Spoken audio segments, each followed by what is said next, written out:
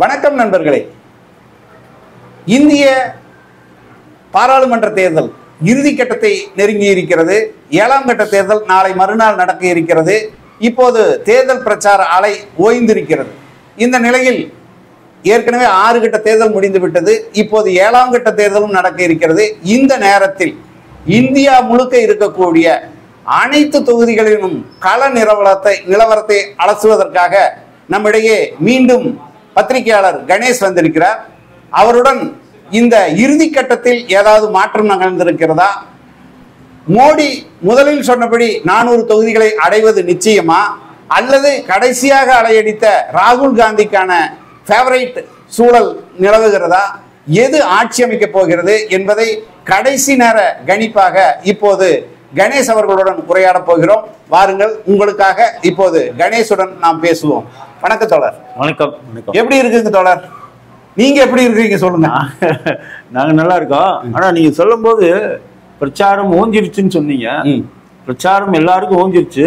ஆனா பிரதமர் மோடிக்கு மட்டும் ஓயல. அவர் மறுபடியும் அந்த பிரச்சாரத்தை கன்னியாகுமரியில தொடங்குறாரு. அதாவது அமைதி பிரச்சாரம் இல்ல, அது என்னன்னா உங்களுக்கு மேற்கு வங்கத்துல 9 தொகுதிகளுக்கான வாக்குப்பதிவு 1ஆம் தேதி நடக்குது. சரி, விவேகானந்தரை அந்த மண்டபத்துல போய் உட்கார்ந்து தியானம் செய்வதன் மூலமாக அந்த 9 தொகுதியில குறி வச்சு அவர் இப்ப தியானத்தை நடத்துறாரு. இன்னொன்னு என்னன்னா, மீடியா முழுக்க அவருடைய தியானத்தை கவர் பண்ண போகுது. 4500 போலீஸ்காரங்கன்னு சொல்றாங்க. நீங்க இந்த போலீஸ்காரங்க இருக்கிறத காமிச்சு முடிச்சாலே 3 நாள் பிரச்சாரம் நல்ல கவரேஜ். இப்ப எல்லா நியூஸும் போயிடும், எல்லாரும் இங்க வந்துட்டாங்க. ஒரு 2 நாள் ஆச்சு. டிவி ரிப்போர்ட் இந்தியா முழுக்க இருக்கக்கூடிய சேனல் கூட வந்து இறங்கிட்டாங்க. அதனால பிரச்சாரம் மற்ற கட்சிகளுக்கு வந்துருச்சு. பாஜகவுக்கு இந்த பிரச்சாரம் குமரி முனைக்கா, பிரதமர் மோடிக்கா, வாரணாசி தொகுதிக்கா, இல்ல 7ஆம் கட்ட தேர்தலில் ஜெயிக்கிறதுக்கான பிரச்சாரம்? இந்த 2 நாள் அமைதி பிரச்சாரம் அவருக்கு என்னன்னா, குமரி முனை நல்ல முடிவு அவர் கொடுக்காது.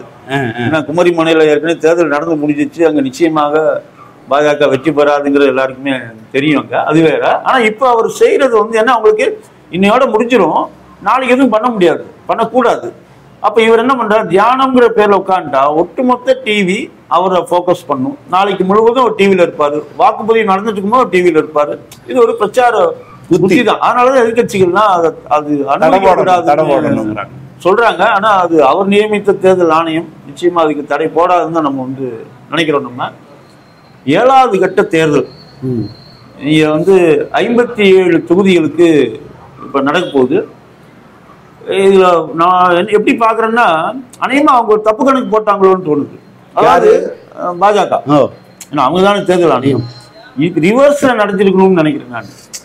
எங்க 7ஆம் கட்ட சாதகமா இருந்திருக்கும்னு நினைச்சாங்களோ அதை முதல்ல நடத்திட்டு கடைசியா சாதகம் இல்லாத இடங்களுக்கு கூட அவங்க போயிருந்துக்கலாமோன்னு எனக்கு தோணுது. ஏன்னா தமிழ்நாட்டுல முதல்ல முடிஞ்சு போச்சு. நிச்சயமா ஒரு தொகுதியில கூட ஜெயிக்க போறது இல்லை. ஆனா தமிழ்நாட்டுல முதல்ல முடியுது. இப்ப நடக்கக்கூடிய தொகுதிகள்ல, உத்தரப்பிரதேசத்தில் நடக்கக்கூடிய தொகுதியில் உத்தரப்பிரதேசத்துடைய கிழக்கு பகுதி, கிழக்கு மாவட்டங்கள். இந்த கிழக்கு மாவட்டங்களை எப்படி பார்க்கலாம் அப்படின்னு சொன்னா, கோரக்பூர் மடம் அங்க இருக்கு. கோரக்பூர் தொகுதியும் இப்ப தேர்தலுக்கு போகுது. இந்த கோரக்பூர் மடமுடைய தலைமை பூஜாரி தான் இந்த ஆதித்யநாத். இன்னைக்கு வரைக்கும் அந்த பதவி விடல அவரு. சரி, அந்த தலைமை பூஜாரிங்கிற பதவியில் அவர் தொடர்றாரு. அவரு நீங்க அதாவது இதுல ஒரு அரசியல் என்னன்னா, அவரை எல்லாருமே யோகி ஆதித்யநாத் அப்படின்னு தான் சொல்றாங்க. ஆமா, அது அவர் பேர் ஆதித்யநாத் தான். யோகிங்கிறது இப்ப இங்க கலைஞர், தளபதி அப்படிங்கிற மாதிரி பட்டங்கள் தானே ஒளி. ஆனா எல்லா ஊடகங்களும் யோகி சேர்த்தம் போடுறாங்க. அது ஒரு வகையான அரசியல் ஒண்ணு. இன்னொன்னு என்னன்னா, ஆதித்யநாத் பதவிக்கு வந்ததுங்கிறது கூட வாரிசு அரசியல் தான். ஏன்னா மடத்து வாரிசு அவரு. இவருக்கு முன்னாடி இருந்த தலைமை பூஜாரி தான் அங்க எம்பியா இருந்தாரு. அவருக்கு பிறகு இவர் எம்பியா அங்க மாறுறாரு. இதுல இன்னொரு உள்ள ஒரு அரசியல் என்னன்னா, இந்த 2 பேரும் உறவினர்கள் வேறு. இதுக்கு முன்னாடி இந்த பூசாரியும் இவரும் உறவினர், ரத்த உறவு கொண்டவர்கள். இதெல்லாம் இருக்கு. ஆனா இவங்க எல்லாம் வாரிசு அரசியல்னு பேசுறாங்க. அது ஒரு வாரிசு அரசியலுக்கு எதிர்ப்பு தெரிவிக்கிறாங்க. ஆமா. ஆனா என்ன சொல்றாங்கன்னா, இது பூர்வாஞ்சல் அப்படிங்கிறாங்க இந்தியில, வடமொழியில. அது கிழக்கு பகுதியை குறிக்குது. இந்த பூர்வாஞ்சல் பகுதி பாஜகவுக்கு, குறிப்பாக ஆதித்யநாத்துக்கு செல்வாக்கு உள்ள பகுதி அப்படின்னு சொல்றாங்க.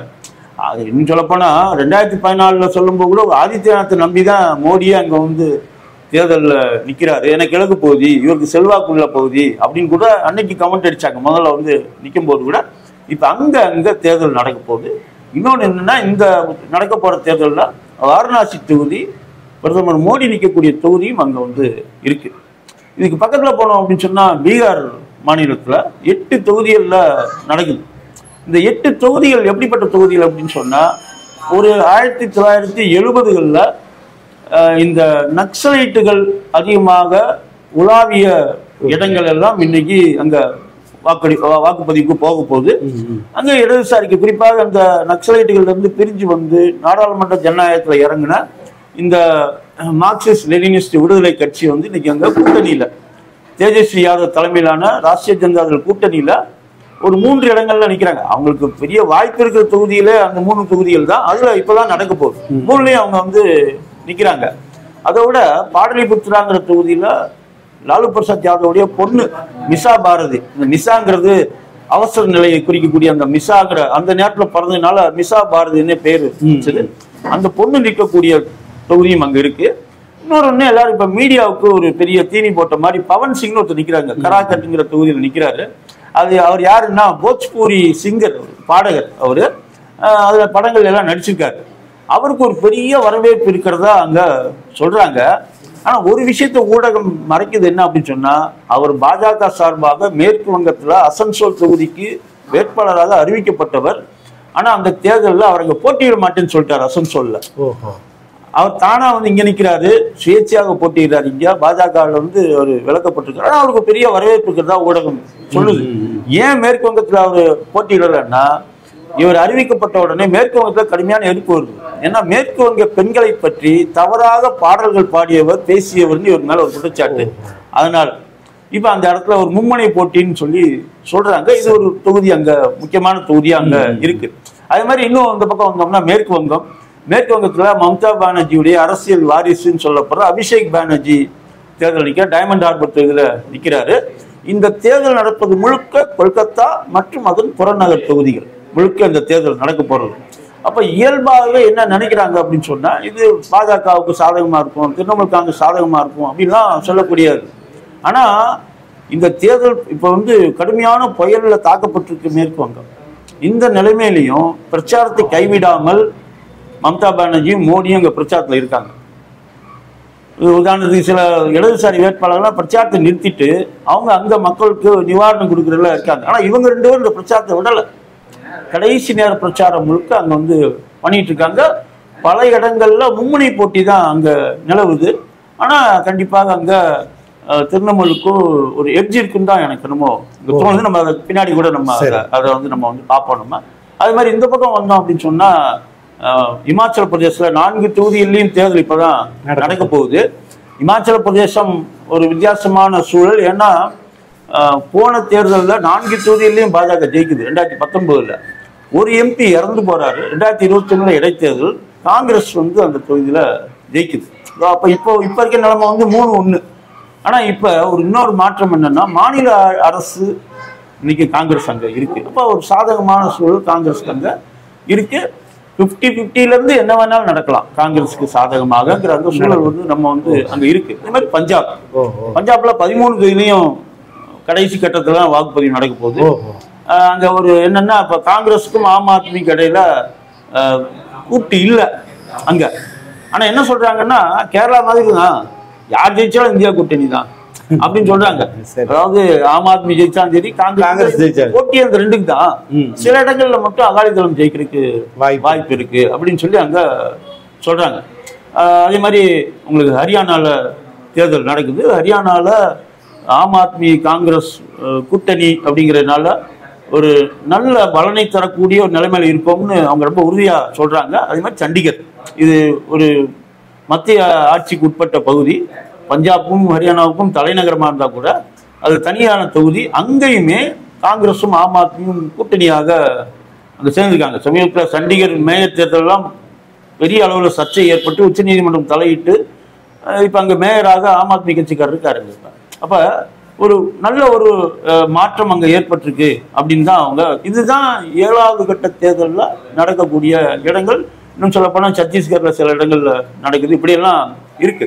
ஆனா முக்கியமான களம்ங்கிறது இங்க மேற்கு வங்கம், பீகார், பஞ்சாப், இதுதான் முக்கியமான களங்களாக இருக்குது. இதுல பாஜக தனக்கு வலுவான இடங்களாக கருதக்கூடிய இடம் இந்த உத்தரப்பிரதேசம், மேற்கு வங்கம் நகர்பகுதிங்கிறதுனால அதுதான் கருதுறாங்க அவங்க. மற்றபடி வேற எங்கேயும் அவங்களுக்கு இந்த இப்போ பஞ்சாப்ல அவங்களுக்கு ஒன்றும் கிடையாது. ஹரியானால கூட ஒரு பெரிய பின்னடைவு தான் ஏற்படும் அப்படின்னா.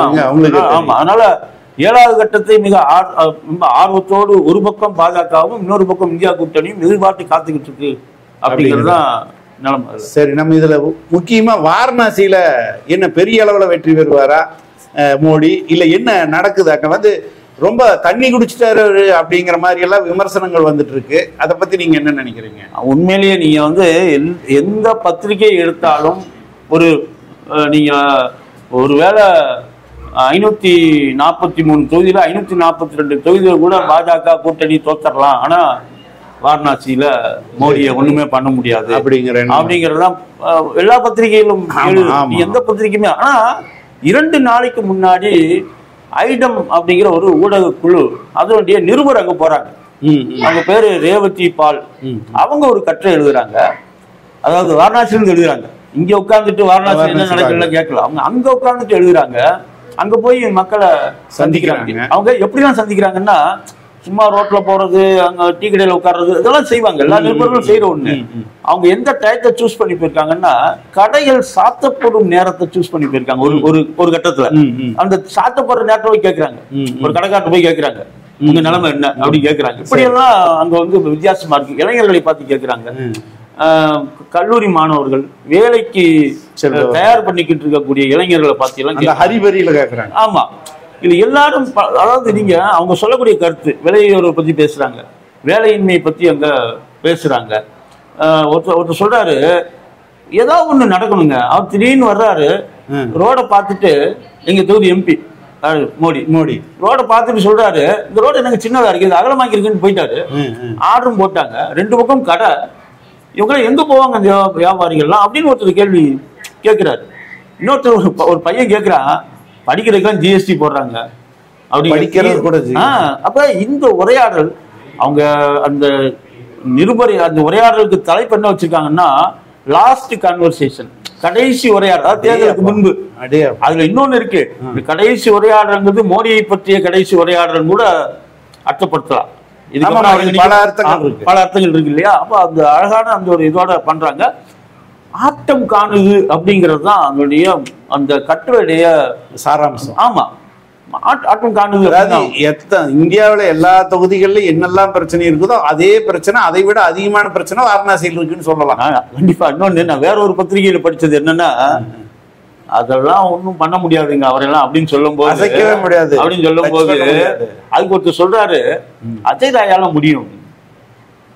அஜய் ராய் அவரால் எப்படி, அவர் காங்கிரஸ் வேட்பாளர், அவரால் எப்படி முடியும்னா, அவர் அங்கிருந்து வந்தவர் தான். அவங்க என்னெல்லாம் பண்ணுவாங்கன்னு அஜய் ராய் தெரியுங்கிற. 2007 வரைக்கும் பாஜக இருந்த அஜய் ராய் அங்கிருந்து விலகி 2012 காங்கிரஸ் சேர்ந்து எம்எல்ஏக்கு ஜெயிக்கிறாரு. அவர் சொல்றாரு, அதெல்லாம் அவங்கள என்ன பண்ணுவாங்க அஜய் ராய்க்கு தெரியும். அதனால அஜய் ராய் ஏற்கனவே நின்னவர் தான். அது வேற. காங்கிரஸ் அதோட கால் அது அறியும். கண்டிப்பா. இன்னொன்னு, காங்கிரஸ்க்கு அங்க ஒரு தளம் இருக்கிறத அஜய் ராய் தொடர்ந்து உறுதிப்படுத்திக்கிட்டே இருக்காரு.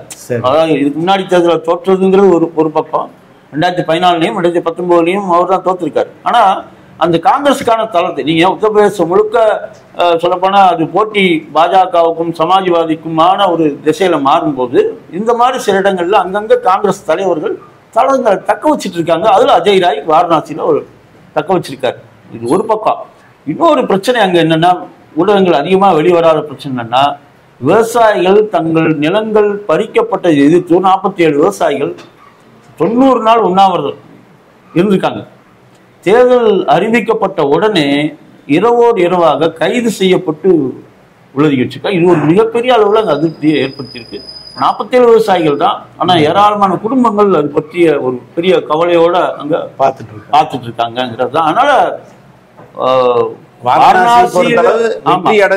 ஒரு பெரிய ஓட்டு வித்தியாசம் சொல்ற ஒரு பையன் சொல்றாப்லங்க, ஒரு ஆட்சி மாற்றம் இருக்கும் அப்படின்னு சொல்றாரு. ஒரு ஆட்சி மாற்றம் இருக்கும், இங்க ஓட்டு குறையும்.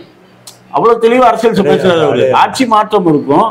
நீங்க அது அவங்க விருப்பமா கூட சொல்லலாம்.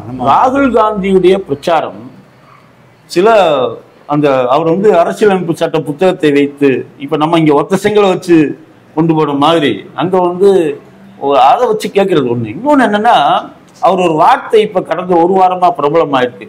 டகாடக் டகாடக் அப்படின்னு சொல்றாங்க. அப்படின்னா டகாடக்னு ஓட்டு போடுங்க, டகாடக்னு உங்க அக்கௌண்ட்ல பணத்தை வாங்கிக்கோங்க. ஓ சரி சரி. அந்த குடும்ப தலைவிகளுக்கு, வறுமை கோட்டு கீழே உள்ள குடும்பங்கள் தலைவிகளுக்கு 8500 ரூபான்னு வாக்குறுதி கொடுத்துருக்காங்க. சரி. அதுல அவர் சொல்றாரு, நாங்க வாக்குறுதி கொடுத்தா செய்வோம், கர்நாடகால கேளுங்க 2000 ரூபாய் கொடுத்துட்டு இருக்கோம் அப்படிங்கிறாரு. ஓஹோ. அதான் அவர் சொல்றாரு டகாடக் டகாடக்கா. அதான் டகாடக்னு ஓட்டு போடுங்க, டகாடக்னு வாங்கிக்கோங்க. இத வந்து அந்த பிரச்சார கூட்டத்துல கலந்துக்கிட்டு வெளியில வர்ற ஒரு லேடி சொல்லியிருக்காங்க நிருபர் இவங்க கிட்ட. டகாடக் டகாடக் இவங்க கேட்கறாங்க அப்படின்னா என்ன, நீங்க அப்ப மீட்டிங் உள்ள வரலையான்னு கேட்டிருக்காங்க அவங்க. ராகுல் காந்தி சொன்னாரு அதான் டகாடக் டகாடக் அப்படின்னு. இப்படி சில ஒரு கவர்ச்சிகரமான பிரச்சாரமும் கூட. அதாவது மக்களே இது வந்து அவர் அது இன்னொன்று சொல்றாரு அவரு, நாங்க சும்மா சொல்ல மாட்டோம், ஏற்கனவே சொன்ன இடத்துல நாங்க செஞ்சிட்டு இருக்கோம்னு சொல்லிட்டு அவரு சொல்ற. இது ஒரு பெரிய தாக்கத்தை அங்க ஏற்படுத்தும். குறிப்பாக பெண் வாக்காளர்கள் மத்தியில் ஒரு பெரிய தாக்கத்தை கண்டிப்பாக அது ஏற்படுத்தும். அதான் வாரணாசியுடைய நிலைமை. தேர்தல் அறிவிக்கப்படுறதுக்கு முன்னாடி பெரிய பூதாகர சக்தியா மோடி ஊடகங்கள் மூலமா சிருஷ்டிக்கப்பட்டார். ரொம்ப சின்ன புள்ளியா தான் ராகுல் இருந்தார். இப்ப 7ஆம் கட்ட தேர்தல் நாளானிக்கு நடக்க இருக்கிற நிலையில வடநாடுகள் பூரா எங்கெல்லாம் அலையடிக்காதுன்னு நினைச்சோமோ அங்கெல்லாமே பிரியங்காவுக்கும் ராகுலுக்கும் அந்த கூட்டம் வந்து பிரம்மாண்டமாகி அது வந்து பெரிய நம்பிக்கையை உருவாக்கி இருக்கு. இந்த இடத்துல சின்ன புள்ளியாகிறார் மோடி. இதையெல்லாம் ஈடு செய்யறதுக்கு தான் ஏறத்தால இப்ப குமரி கடற்கரையில் வந்து உட்கார்றாரு அப்படின்னு கூட நம்ம இதை வச்சுக்கலாம். ஆனா இந்த ஊடகத்துடைய பார்வையிலிருந்து இன்னைக்கு 7 கட்ட தேர்தல் நெருங்குற சமயத்துல இந்த கருத்து கணிப்பு எந்த அளவுக்கு மாறி வந்திருக்கு. ஒரு ஊடகம் முதல்ல சொன்னது 400ன்னு சொல்லியிருக்கலாம், 300ன்னு சொல்லியிருக்கலாம், அது அப்படியே எதிரணி கூட வந்திருக்கலாம், இல்லை அப்படியே நிற்கலாம். உங்களோட பார்வையில் இன்னைக்கு வரைக்கும் எடுத்திருப்பீங்களே ஒரு புள்ளி விவரம், அந்த புள்ளி விவரங்களை கொஞ்சம் வரிசையாக ஒரு மாநில வாரியாக சொல்லுங்களேன். இப்போ அதாவது நீங்கள் சொல்கிறதுல நானும் பல்வேறு வீடியோக்களை பார்க்குறோம், டிவிகளில் பார்க்குறோம். ராகுல் காந்திக்கும் பிரியங்கா காந்திக்கும் அது மட்டும் இல்லை, அகிலேஷ் யாதவுக்கு, உத்தவ் தாக்கரேக்கு, தேஜஸ்வி யாதவுக்கு எல்லாருக்கும் பெரிய அளவில் கூட்டம். அதுவும் கேஜ்ரிவால் சிறையிலிருந்து வெளியே வந்த உடனே ஏற்பட்ட ஒரு பெரிய அலை. இதெல்லாத்தையும் நம்ம வந்து பார்க்குறோம்.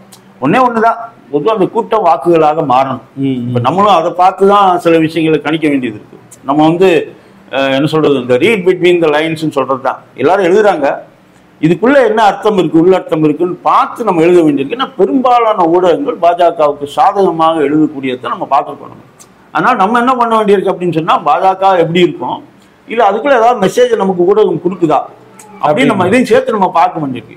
இப்படி பார்த்து தான் நம்ம ஒரு இதுக்கு வர. அது மாதிரி இதை தாண்டி அங்குள்ள சில நபர்களோடு, நண்பர்களோடு, உறவினர்களோடு நாம் உரையாடுவது, அங்கே என்ன நிலைமை எப்படி இருக்கு. இப்போ பெங்களூர்லாம் பேசுறது ரொம்ப ஈஸியாக இருக்கு. சட்டமன்ற தேர்தல் நேரத்தில் பெங்களூரை சேர்ந்த சில உறவினர்களோடு உரையாடும் போது அவங்க என்ன சொன்னாங்கன்னா, பாஜகவை அசைக்கவே முடியாது அப்படின்னு சொன்னாங்க சட்டமன்ற தேர்தலில்.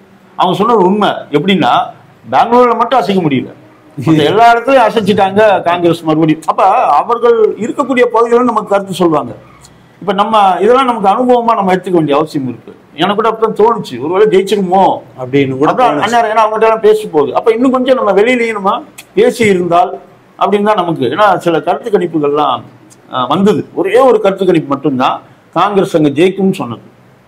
இல்ல சரியோ தவறோ, அதிமுக கேட்டா அதிமுக தான் 40 தொகுதி ஜெயிக்கும்பாங்க, திமுக கேட்டா திமுக தான் 40 தொகுதி ஜெயிக்கும், பிஜேபியில கேட்டா 30 தொகுதி நாங்க தான் ஜெயிப்போம்பாங்க, 400 தொகுதி. இது அவங்கவுங்களுக்கான பார்வை, ஒவ்வொருத்தருக்கும் அந்த சுதந்திரம் இருக்கு. அந்த அடிப்படையில் தான் நம்ம உங்களோட பார்வையில இந்த சுதந்திர ஒரே ஒரு விஷயம் மட்டும் நம்ம சொல்லிக்கலாம். பாஜக வந்து பாஜகவும் பாஜக கூட்டணி கட்சிகளும் 22 தொகுதிகளில் ஜெயிக்க போறதா ஒரு செய்தி போட்டிருக்கு. அதுல வந்து என்ன ஒரு அதிர்ச்சியான விஷயம் என்ன அப்படின்னு சொன்னா, நீலகிரியில பாஜகவோட கூட்டணி கட்சி ஜெயிக்கும்னு போட்டிருக்கு. அதுல அது எல் முருகன் கேட்டாருன்னா அதிர்ச்சியா இருக்கும் அவருக்கு. நம்மளை தாண்டி அங்க யாரு கூட்டணி யாரு என்ன அப்படிங்கிறது. நான் வந்து இந்த செய்திகளை படித்தது, நீங்க சொன்ன இந்த வீடியோக்கள், டிவி தொலைக்காட்சிகள்ல பாக்குறது, அப்புறம் குறிப்பாக சில தொகுதி வாரியாக நம்ம வந்து படிச்சது இதெல்லாம் வச்சு ஒரு இதை வந்து இந்த இதுவே முழுமையான வாக்குச்சாவடிக்கு முன்பு போவதற்கு முன்பு இல்ல வாக்குச்சாவடி வெளியில வந்த பிறகு எல்லாம் கிடையாது. அப்படிலாம் இல்லாம இப்ப ஒரு எப்படி இருக்கலாம் களம் அப்படின்னு நம்ம பார்த்தோம் அப்படின்னு சொன்னா மேல நம்ம எடுத்துக்கிட்டோம்னா ஜம்மு காஷ்மீர்ல மொத்தம் 5 தொகுதிகள். சரி, இந்த 5 தொகுதிகள்ல நான் வந்து இப்ப தடுத்தேன் இவங்களுக்கு இவ்வளவுன்னு சொல்லாம இந்தியா கூட்டணிக்கு இவ்வளவு கிடைக்கலாம். அப்ப அதை வச்சு நம்ம வந்து பாஜக எவ்வளவு இருக்கலாம், மற்றவர்கள் எவ்வளவு இருக்கலாம், நம்ம வந்து ஒரு அசஸ்மெண்ட்டுக்கு நம்ம போய்க்கலாம். இப்ப இந்தியா கூட்டணி அப்படின்னு சொன்னா ஒரு 3 முதல் 5 தொகுதிகள் கிடைக்கலாம். அங்க மொத்தம் 5. 3ல இருந்து 5 மினிமம் 3 கன்ஃபார்ம். மினிமம் 3ங்கிறது என்னன்னா காஷ்மீர்ல இருக்கக்கூடிய 3 தொகுதி அது நிச்சயமாக இந்தியா கூட்டணிக்கு தான். சரி, இந்த 2 தொகுதி எது அப்படின்னு சொன்னா ஜம்முல இருக்கக்கூடிய 2 தொகுதி. இங்க நேரடி போட்டி காங்கிரஸுக்கும் பாஜகவுக்கும். அப்ப இந்த 2 தொகுதிகளையும் காங்கிரஸ் வெற்றி பெற்றால் அது ஸ்வீப் ஜம்மு காஷ்மீர் முழுக்க அப்படி. சரி, இமாச்சல பிரதேசத்தை எடுத்துக்கிட்டோம் அப்படின்னு சொன்னா மொத்தம் 4 தொகுதிகள். இந்த 4 தொகுதிகள்ல 50-50 எடுத்துக்கலாம். ஏன்னா என்ன சொல்றாங்கன்னா நாடாளுமன்ற தேர்தல்னா கொஞ்சம் அங்க ஓட்டு போடுவாங்க, அங்க பிஜேபிக்கு கொஞ்சம் அதிகமா இருக்கும் ஓட்டு அப்படிங்கிற அப்படின்னு சொல்லி ஒரு எண்ணப்போக்கு அங்க வந்து இருக்கு. ஆனா 2021 நடந்த இடைத்தேர்தல்ல காங்கிரஸ் தான் அங்க ஒரு எம்பி தொகுதியில ஜெயிச்சாங்க. 2க்கு 2 அப்படின்னு நம்ம வந்து அங்க நம்ம சொல்லலாம். அப்படிதான் நம்ம வந்து பார்க்கணும். அதே மாதிரி பார்த்தீங்கன்னா கீழே இறங்கினா ஹரியானால மொத்தம் 10 தொகுதி. இந்த 10 தொகுதியில கூட்டணி சரியாக வேலை செய்தாங்கிற ஒரு சந்தேகம் பலருக்கும் அங்க இருக்கு. அதாவது காங்கிரஸுக்கும் ஆம் ஆத்மிக்கும் இடையிலான கூட்டணி இந்த வாக்குகள் முறையாக மாறுமா அப்படிங்கிற ஒரு சந்தேகம் அங்க வந்து இருக்கு. ஒருவேளை அந்த சந்தேகம் சரியாக இருந்தால் அங்க குறைந்தது 4 முதல் 6 தொகுதி, குறைந்தது 4 அதிகபட்சமாக 6 தொகுதியில் அங்க வந்து காங்கிரஸ் இந்தியா கூட்டணி, அதாவது நான் ஆம் ஆத்மி சேர்த்து சொல்றேன், சரி சரி, அங்க கிடைக்கிறதுக்கான வாய்ப்புகள் அங்க வந்து இருக்கலாம். ஏன்னா அங்க இது ஒரு யதார்த்தமான நிலைமையை அவங்க சொல்றாங்க. ஏன்னா கடுமையான மோதல் இருந்த இடத்துல திடீர்னு கூட்டணியின் உடனே அது மாறி இருக்காது அப்படின்னு சொல்லி சொல்றாங்க. அது மாதிரி பஞ்சாப் மொத்தம் 13 தொகுதிகள் அங்க. அது ஒரு விஷயம் எல்லாரும் உறுதியா சொல்றது என்ன அப்படின்னு சொன்னா பாஜகவுக்கு ஒரு இடம் கூட கிடையாது. அது அவங்க உறுதியா சொல்றாங்க. இப்போ போட்டி எப்படி இருக்குன்னா காங்கிரஸ், ஆம் ஆத்மி, அகாலிதளம் இதான் இந்த போட்டி இருக்கக்கூடியது. நான் வந்து இதுல இந்தியா கூட்டணிங்கிற போது தனித்தனியா நின்னா கூட ஆம் ஆத்மி ஜெயிக்கிற தொகுதியின் எண்ணிக்கையும் காங்கிரஸ் ஜெயிக்கிற தொகுதி எண்ணிக்கையும் ரெண்டையும் இந்தியா கூட்டணியில் நம்ம சேர்த்துக்கிட்டோம் அப்படின்னு சொன்னா குறைந்தபட்சம் 7, அதிகபட்சமாக 10 தொகுதிகள் வரை பஞ்சாப்ல இந்தியா கூட்டணிக்கு கிடைப்பதற்கான வாய்ப்புகள் இருக்கு. அது மாதிரி ராஜஸ்தான் 25 தொகுதிகள். ராஜஸ்தான்ல கடந்த முறை 24+1 பாஜக கிடைச்சது, கூட்டணி கட்சிக்கு 1, பாஜக 24. அதாவது அத்தனை தொகுதியிலையும், அதாவது அது வந்து எல்லைப்புற மாநிலம். அன்னைக்கு இருந்த நிலைமையில புல்வாமா பிரச்சனை, பாலகோட் தாக்குதல்கள்லாம் வரும்போது இயல்பாகவே அங்க அந்த மாநிலத்தை சேர்ந்தவங்க பாஜகவுக்கு வாக்களிச்சாங்க. இந்த முறை அப்படி எதுவுமே அங்க இல்லை. ஆனா கடந்த 5 ஆண்டுகள்ல காங்கிரஸ் அங்க மாநில அரசு இருந்தது, அதன் மீது அதிருப்தியில அங்க பாஜக ஆட்சி இப்ப வந்திருக்கு. அந்த நிலைமையில ஒரு குறைந்தபட்சம் 7 தொகுதியையும் அதிகபட்சமாக 13 தொகுதியிலையும் காங்கிரஸ் ஜெயிப்பதற்கான வாய்ப்பு இருக்கு. அதுக்கு இன்னொரு காரணம் என்னன்னா முதன்முறையாக ராஜஸ்தான் வரலாற்றுல காங்கிரஸ் கூட்டணி வச்சிருக்கு பிற கட்சிகளோட. அப்ப ஒவ்வொரு கட்சிக்கும் 2 வாக்கு சதவீதம் வச்சுட்டா கூட 3 முக்கியமான கட்சிகளோட கூட்டணி இருக்கு, 6% வாக்குகள் அதிகரிக்கும். அப்ப தொகுதிகளுடைய எண்ணிக்கையும் அதற்கேற்ற மாதிரி அதிகரிக்கலாம்ங்கிறத அங்குள்ள நிலைமை. உத்தரகாண்ட் அநேகமாக பாஜக ரொம்ப வலுவா இருக்கக்கூடிய மாநிலங்கள்ல உத்தரகாண்டும் 1. 5 தொகுதிகள் இந்தியா கூட்டணிக்கு குறைந்தபட்சம்னா எதுவுமே கிடைக்காது, அதிகபட்சம்னா 1 தொகுதி கிடைப்பதற்கான வாய்ப்புகள் அங்க இருக்கு. இது அங்க உள்ள நிலைமை. நமக்கு தில்லி ரொம்ப முக்கியமான இடம், தலைநகரம். இதுவரை நடந்த தேர்தலாம் நாடாளுமன்ற தேர்தலில் பாஜகவுக்கு முழுமையாக மக்கள் வாக்களிக்கக்கூடிய நிலைமை இருக்குது. ஆனா அப்ப கூட காங்கிரஸுக்கு கிடைத்த வாக்குகள், ஆம் ஆத்மி கிடைத்த வாக்குகள் எல்லாம் நம்ம ஒரு சேர்த்து பார்த்தோம்னா அது பெரிய எட்ஜ் அங்க இருக்கு. இல்ல இன்னொரு விஷயம் என்னன்னா சட்டமன்ற தேர்தல் என்றால் ஆம் ஆத்மி முதலிடம், பாஜக 2வது இடம், காங்கிரஸ் 3வது இடம். நாடாளுமன்ற தேர்தல்னா பாஜக முதலிடம், காங்கிரஸ் 2ஆம் இடம், ஆம் ஆத்மி 3 தான் இருந்திருக்கு. அப்ப இந்த முறை இந்த 2ம் 3ம் சேரும் போது நிலைமை வேறு மாதிரி இருக்கலாம் அப்படிங்கிறது தான். குறைந்தபட்சம் 3 தொகுதிகள் டெல்லியில் இந்தியா கூட்டணிக்கு கிடைக்கும், அதிகபட்சமாக 5 தொகுதிகள் இந்தியா கூட்டணிக்கு கிடைக்கலாம். முக்கியமான மாநிலம் அடுத்து உத்தரப்பிரதேசம். உத்தரப்பிரதேசத்துல நீங்க சொன்ன மாதிரி இது வரையிலும் இல்லாத கூட்டத்தை நம்ம வந்து பாக்குறோம். பிரச்சார உத்திகள் எல்லாம் ரொம்ப வித்தியாசமா ரொம்ப அருமையா இந்தியா கூட்டணி பண்ணியிருக்காங்க. குறிப்பா பாஜக கூட்டணிக்கு எடுத்துக்கிட்டோம் அப்படின்னு சொன்னா அங்க மோடி அமித்ஷா தாண்டி வேற யாரும் இல்லைங்கிற போது, ஆனா உத்தரப்பிரதேசத்துல மோடியும் ஆதித்யநாத்தும் தான் அங்க இருந்தாங்க. இப்ப ராஜ்நாத் சிங் மாதிரியான தலைவர்கள்லாம் பெரிய தலைவர்கள்லாம் கூட அங்க ஒன்றும் பெரிய கூட்டம்லாம் அவங்களுக்கு கூடல. ஸ்மிருதி இரானிக்கே சிரமம்னு சொல்றாங்க. அதான் என்ன சொல்றாங்கன்னா, ராகுல் காந்தி இருந்தா கூட ஸ்மிருதி இரானியால ஈஸியா பிரச்சாரம் பண்ணிருக்க முடியும் எதிர்த்து. ஆனா இப்ப நிக்கிறவர் வந்து 40 வருஷம் அங்க மக்களுக்காக எந்தவித பலனும் இல்லாம வேலை பார்த்தவர் KL சர்மா. மக்கள் என்ன சொல்றாங்கன்னா, இந்த மாதிரி அவரே ஆக்கிடுவோமேன்னு பேச ஆரம்பிச்சிருக்காங்க. ஒரு ஆபத்தான நிலை தான் ஸ்மிருதி இரானிக்கு அங்க வந்து இருக்கிறதா பாக்குறோம். அப்போ ஒரு இதுல இன்னொரு ஃபேக்டர் என்ன அப்படின்னா, பகுஜன் சமாஜ் கட்சி தொடர்ந்து 20 விழுக்காடு வாக்குகளை ஒவ்வொரு தேர்தலையும் வாங்கிட்டு இருந்த பகுஜன் சமாஜ் கட்சி கடந்த சட்டமன்ற தேர்தலில் வெறும் 12 விழுக்காடு வாக்குகள் தான் வாங்குச்சு. ஒரே ஒரு சட்டமன்ற தேர்தல் ஜெயிச்சாங்க, அவ்வளவுதான். அப்ப ஆனா அது இன்னும் சரியுங்கிறாங்க. நீங்க ரொம்ப கவனமா கவனிச்சோம்னா, இந்த ராகுல் காந்தி அகிலேஷ் யாதவ் கலந்துகிட்ட கூட்டங்கள் எல்லா கூட்டங்களையும் அம்பேத்கர் படங்கள் பிரதானமா வைக்கப்பட்டிருந்தன. மேடையில தலைவர் இருக்கும்போது தலைவர்களுக்கு அம்பேத்கர் படங்களை பரிசாக இவங்க ஆதரவாளர் கொடுக்கறதை நம்ம வந்து பார்த்தோம். அப்ப அந்த வாக்குகளை வந்து முழுமையாக இந்தியா கூட்டணி அள்ளும் அப்படிங்கிறது தான். ஒருவேளை இப்ப நான் சொல்றது வந்து பகுஜன் சமாஜ் கட்சி 12 விழுக்காடு வாக்குகளை மட்டும் வாங்கினால் இந்தியா கூட்டணிக்கு குறைந்தபட்சம் 20 இடங்கள் கிடைக்கும், அதிகபட்சமாக 30 இடங்கள் கிடைக்கும். இந்த பகுஜன் சமாஜ் கட்சியுடைய வாக்கு சதவிகிதம் ஒற்றை இலக்கத்துக்கு போனால் இந்த எண்ணிக்கை அதிகரிக்கும், பாதிக்கு பாதிங்கிற நிலைமை கூட அங்க போகலாம். இது வந்து இந்த பகுஜன் சமாஜ் கட்சி வாங்கக்கூடிய வாக்குகள் எண்ணிக்கை பொறுத்து அது அமையும். நம்ம அப்படியே வச்சுக்கிட்டா கூட 20 முதல் 30 வரையில் நாம வந்து எடுத்துக்கலாம். நம்ம பீகார், அதாவது முன்னாடி உத்தரப்பிரதேச அளவுக்கு பெரிய பலம் வாய்ந்த மாநிலம். ஏன்னா 54 தொகுதி இருந்தது. மாநிலம் பிரிக்கப்பட்ட பிறகு இப்ப என்னாச்சு அப்படின்னா, இப்ப பீகார்ல 40 தொகுதிகள். ஆனா இந்தியா கூட்டணி மிக வலுவாக இருக்கக்கூடிய மாநிலங்கள்ல அதுவும் ஒண்ணு. குறைந்தபட்சம் 17 தொகுதிகள், அதிகபட்சமாக 25 தொகுதிகளை நிச்சயமாக பீகார் மாநிலத்துல இந்தியா கூட்டணிக்கு அது கிடைக்கும் அப்படிங்கிறது தான். அது மாதிரி ஜார்க்கண்டில் எடுத்துக்கிட்டோம் அப்படின்னு சொன்னா அங்க வந்து 14 தொகுதிகள், ஒரு 6 முதல் 10 தொகுதி, குறைந்தபட்சம் 6, அதிகபட்சமாக 10 தொகுதியை இந்தியா கூட்டணி அங்க ஜெயிக்கும். அங்கேயுமே ஒரு சின்ன அனுதாபாலை இந்த ஹேமந்த் சோரன், முதலமைச்சராக இருந்த ஹேமந்த் சோரனை தூக்கி சிறையில வச்சுட்டாங்க அப்படிங்கிற ஒரு, ஏன்னா அவருடைய துணைவியார் கல்பனா சோரன் பெரிய அளவில் அங்க பிரச்சாரத்தை அவரை முன்னிறுத்தி பண்ணிட்டு இருக்கிறத நம்ம பார்க்குறோம். மேற்கு வங்கத்துல மும்முனை போட்டின்னு சொல்றாங்க. அதுல அங்க திரிணாமுல் காங்கிரஸ்காரங்க என்ன சொல்றாங்கன்னா, இடதுசாரி கட்சிகளும் காங்கிரஸும் எந்த அளவுக்கு வாக்குகள் வாங்குகிறார்களோ, எவ்வளவு அதிகம் வாங்குறாங்களோ அந்த அளவுக்கு எங்களுக்கு சீட் அதிகமாகுறாங்க. உண்மையா கூட அது இருக்கலாம்.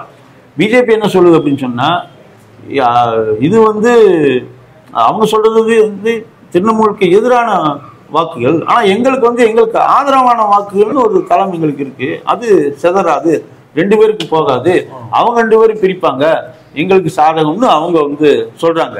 இடதுசாரிகள் காங்கிரஸ் கட்சியினர் என்ன சொல்றாங்க அப்படின்னு சொன்னா, 25 விழுக்காடு முதல் 30 விழுக்காடு வரை வாக்குகள் வாங்குவோம் அப்படின்னு சொல்றாங்க. இலக்கு அதுவாக அங்க இருக்கிறத பாக்குறோம். சில தொகுதிகளில் இப்ப இந்த நடக்க போறதுல வந்து ஜாதவ்பூர் இருக்கு, ஏற்கனவே நடந்ததில்லை. முர்ஷிதாபாத் மாவட்டத்துல காங்கிரஸும் இடதுசாரிகளும் கிட்டத்தட்ட மாவட்டத்தில் இருக்க 3 தொகுதியிலையும் ஜெயிப்பாங்க அப்படின்னா ஏற்கனவே சொல்றாங்க. எப்படி பார்த்தாலும் அங்க இந்தியா கூட்டணிக்கான ஒரு சாதகமான நிலைமை அங்க இருக்கு. நான் திரிணாமுல் காங்கிரஸை இந்தியா கூட்டணியில் சேர்த்துக்கிறேன், அவங்க சொல்லியிருக்காங்க, நான் அங்கதான் இருக்கேன், தேசிய அளவில் நான் இருக்கேன்னு சொல்றாங்க. குறைந்தபட்சம் 30 தொகுதிகள் இந்தியா கூட்டணிக்கு கிடைக்கும், அதிகபட்சமாக 38 தொகுதிகள் இந்தியா கூட்டணிக்கு 42ல அங்க கிடைக்குங்கிறதா நமக்கு வந்து தெரியுது. நமக்கு அஸ்ஸாம் அநேகமாக அங்க காங்கிரஸ் உடைய அந்த ஊழியர் பலம் அங்க குறைவா இருக்கிறது, மக்கள் ஆதரவு இருக்கு, ஆனா ஊழியர் பலம் அங்க அதை கொண்டு போய் சேர்ப்பதற்கான வாய்ப்புகள் எல்லாம் மிக குறைவாக இருக்கு. அங்க வந்து குறைந்தபட்சம் 1 தொகுதி, அதிகபட்சமாக 4 தொகுதிகளை ஜெயிக்கிறதுக்கு வாய்ப்பு. ஏன் அந்த ஒரு தொகுதி அப்படின்னு நான் அதை சுருக்கிறேன் அப்படின்னு சொன்னா, சட்டமன்ற தேர்தல் இந்த கூட்டணி கூட இப்ப இல்லை, எல்லாரும் பிரிஞ்சாச்சு. காங்கிரஸ் பேச்சுவார்த்தை பெருசா நடத்தல, எல்லாரும் தனித்தனியா நிக்கிறாங்க. அதனால அங்க பாஜகவுக்கு அது ஒரு சாதகமான நிலைமை தான் அது உருவாக்கியிருக்கு. நம்ம பார்க்கிறோம். ஒடிசால போட்டி பிஜு ஜனதா தளத்துக்கும் பாஜகவுக்கும் அப்படிங்கிற யதார்த்தமான ஒரு நிலைமை. அங்க இந்தியா கூட்டணின்னு நம்ம எடுத்துக்கிட்டோம் அப்படின்னு சொன்னா எந்த சீட்டும் கிடைக்காது. அப்படியே கிடைச்சா கூட ஒரு தொகுதியாக இருக்கலாம். அந்த தொகுதி சுந்தர்கர்னு ஒரு தொகுதி இருக்கு. அந்த தொகுதி ஒரு வேளை காங்கிரஸுக்கு கிடைப்பதற்கான வாய்ப்புகள் அங்க இருக்கு. பாஜக மிகவும் வலுவா இருக்கக்கூடிய குஜராத், அங்க என்னதான் காங்கிரஸும் ஆம் ஆத்மியும் கூட்டு சேர்ந்து நின்னா கூட அந்த பழைய வெற்றியை குறைப்பதற்கு வேணா உதவும் தான் நம்ம பார்க்குறோம். நம்ம ஏன்னா வெளியில் உள்ள கம்ப்ளைண்ட் எல்லாம் இவங்க குஜராத்துக்கு நிறைய பண்ணிட்டு இருக்காங்க அப்படின்னு சொல்லி அதுவே அங்க பாஜகவுக்கு சாதகமான ஒரு நிலைமை. ஆனா 12 விழுக்காடு வாக்குகளை ஆம் ஆத்மி கடந்த சட்டமன்ற தேர்தலில் வாங்கியிருக்கு. அதை வைத்து பார்த்தோம் அப்படின்னு சொன்னா குறைந்தபட்சம் ஒரு 4 தொகுதிகள்லையும் அதிகபட்சமாக 8 தொகுதியிலையும் அவங்க இந்தியா கூட்டணி வெற்றி பெறும் அப்படிங்கிறத நமக்கு இப்ப நிலைமை. அதே மாதிரி மகாராஷ்டிராவில் நம்ம ரொம்ப என்ன சொல்றது, நம்மளை வந்து ஒரு லிமிட் பண்ணி பாக்குற மாதிரி தெரியுது நமக்கு. எனக்கு என்னமோ அங்க வந்து காங்கிரஸ், சரத்பவார், உத்தவ் தாக்கரே கூட்டணி மிகப்பெரிய வெற்றியை பெறும்னு நான் தனிப்பட்ட முறை. ஆனா பத்திரிகைகளை படிக்கும் போதும் சரி, செய்திகளை பார்க்கும் போதும் சரி, 48 தொகுதிகள் அங்க இருக்கு. அங்க இதெல்லாம் படிச்சு பார்த்தோம்னா ஒரு குறைந்தபட்சம் 28 தொகுதிகள்லையும் அதிகபட்சமாக 30 தொகுதிகள்லையும் அங்க இந்தியா கூட்டணி வெற்றி பெறும் அப்படின்னு தான் வந்து நிலைமை தெரியுது. மத்திய பிரதேசம், சத்தீஸ்கர் 2 மாநிலங்களும் சமீபத்தில் நடந்த சட்டமன்ற தேர்தல்களில் காங்கிரஸுக்கு தோல்வியை தந்த மாநிலங்கள். இன்னும் அங்க காங்கிரஸுக்குள்ள நடக்கக்கூடிய பிரச்சனைகள் பெரிய அளவுல இன்னும் தீர்க்கப்படாம இருக்குன்னு வேற சொல்றாங்க. இன்னொன்று பெரிய மக்கள் ஈர்ப்பு இருந்த தலைவர் ஜோதிராதித்ய சிந்தியாவெல்லாம் இன்றைக்கு பாஜகவுக்கு போயிட்டாங்கன்னு பார்க்குறோம். நம்ம சத்தீஸ்கர்ல மட்டும் கொஞ்சம் அந்த பூபேஷ் பாகேலுக்கு முன்னாடி இந்த முதலமைச்சர் அவரே இந்த முறை எம்பி தேர்தலையும் நிற்கிறாரு, அவர் ஜெயிச்சிருவாரு அப்படின்லாம் கூட அங்க சொல்றாங்க. அப்போ மத்திய பிரதேசத்துல வந்து ஒரு குறைந்தபட்சம் 6, அதிகபட்சமாக ஒரு 10, சத்தீஸ்கர்ல ஒரு குறைந்தபட்சம் 3, அதிகபட்சமாக 5 தொகுதிகள் கிடைக்கலாம் அப்படின்னு தான். கர்நாடகா, அதாவது அதுதான் தென்னிந்தியாவுக்கு ஆன கேட்டு, பாஜகவுக்கு நுழைவாயில் அவங்களுக்கு அப்படின்னு சொன்னது. ஆனா இன்னும் நுழைவாயிலே நிக்கிறாங்க, அதுக்கப்புறம் உள்ள யாரும் உள்ள விடல.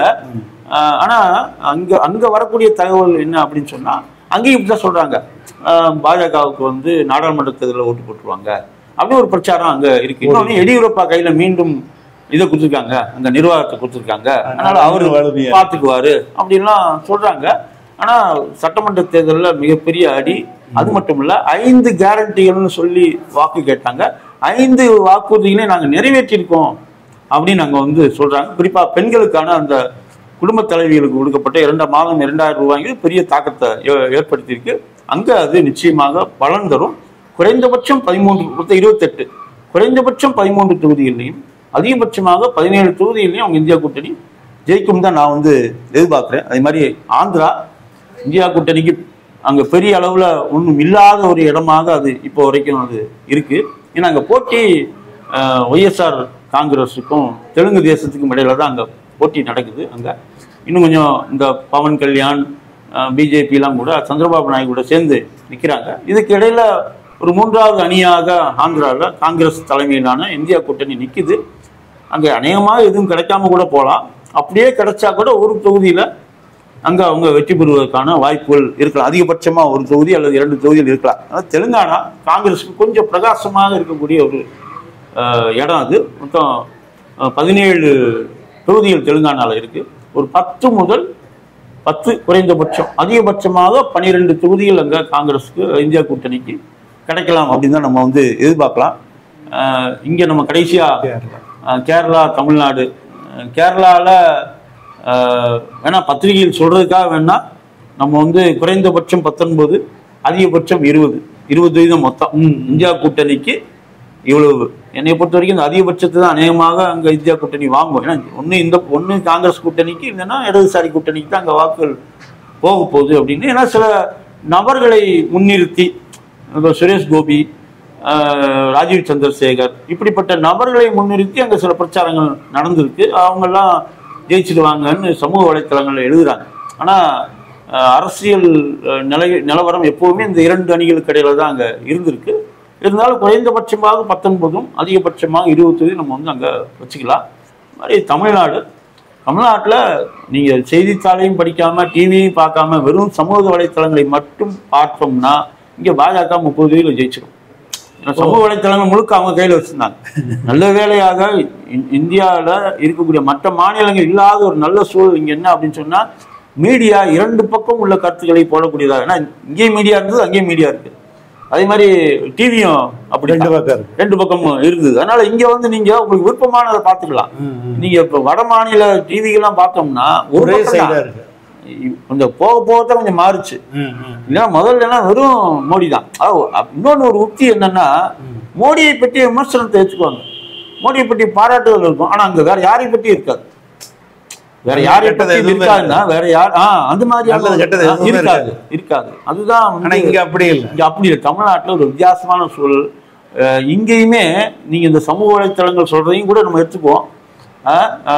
பத்திரிகை சில அவங்களுக்கு சாதகமான பத்திரிகை எடுத்துக்கிட்டோம், திமுக சாதகமான பத்திரிகை எடுத்துக்கிட்டா கூட தமிழ்நாடு பாண்டிச்சேரியை சேர்த்து குறைந்தபட்சம் 36 தொகுதிகளில் இந்தியா கூட்டணி, அதிகபட்சமாக 40 தொகுதிகளில் இந்தியா கூட்டணி இருக்கும் அப்படிங்கிறது தான். இது வந்து என்னன்னா நமக்குள்ள லிமிட்டேஷன்ஸ் உட்பட்டு நம்ம இதெல்லாம் நம்ம வந்து பாக்குறோம். நம்ம இது என்னன்னா நீங்க மொத்தமா சொல்லணும் ஓவராலா பார்த்தோம் அப்படின்னு சொன்னா 7 கட்டங்கள் இல்ல 211 தொகுதிகளில் குறைந்தபட்சம் 211 தொகுதியில் இந்தியா கூட்டணி ஜெயிக்கிறதுக்கான வாய்ப்புகள் இருக்கு. அதிகபட்சமா எடுத்துக்கிட்டோம் அப்படின்னு சொன்னா 297 தொகுதிகளில் இந்தியா கூட்டணி ஜெயிக்கலாம் தான் நான் வந்து நினைக்கிறேன். ஆமா, ஓகே. இது தவிர இந்த 2 நாள்ல மாற்றமாகிறதுக்கு எதுவும் வாய்ப்புகள்லாம் கிடையாது இல்ல. அதாவது இன்னொன்னு என்னன்னா இந்த கடந்த 1 மாதத்துல கூட சில மாற்றங்கள் ஏற்பட்டிருக்கலாம் நமக்கு தெரியாம நமக்கு தரப்படாமல் செய்திகள் நமக்கு தரப்படாமல். இப்ப நீங்க ஐடம் பத்திரிகையுடைய ரேவதி லால் அங்க போய் கேட்கலன்னா வாரணாசி பத்தி நம்ம என்ன நினைச்சிட்டு இருப்போம், மோடி அளதானே இருப்போம் அப்படிதான் நம்ம வந்து நினைச்சிட்டு இருப்போம்.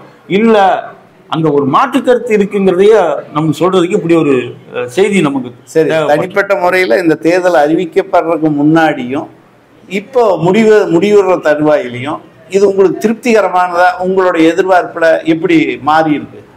இல்ல நமக்கு ஆசை எப்பயுமே அதிகம் தான். நமக்கு கொஞ்சம் கூடுதலா தான். இது ஒரு நடுநிலையா நீங்க ஆராய்ச்சி வேண்டியது. குறைந்தபட்சம் 36 தமிழ்நாட்டுன்னு சொல்லும் போது கூட நெருடுது. 36 தானா, அதான் 40 ஏன் கூட அப்படின்னு தோணலாம். நமக்கு இருக்கும். நமக்கு நம்முடைய ஆசை இல்ல அதெல்லாம் வேற. நான் இப்ப நீங்க அப்படி பார்த்தா ஒடிசால ஆந்திரால காங்கிரஸ் 6 தொகுதிக்கு நம்ம சொல்லலாமே. எதுக்கு நம்ம குறைந்தபட்சம் 211 போடணும்? அப்ப இதே நாளைக்கு கேட்டு நம்ம நண்பர்களே கேட்கலாம். இப்போ உங்களுக்கே நம்பிக்கை இல்லையா?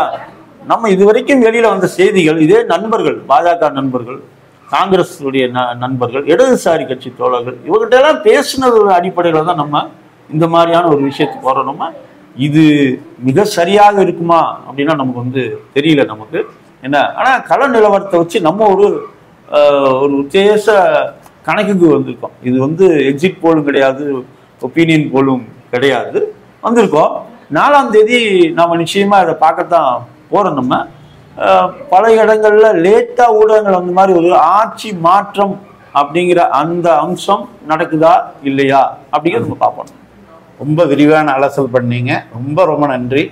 தொடர்ந்து நம்ம சந்திப்போம். நன்றி சார், நன்றி.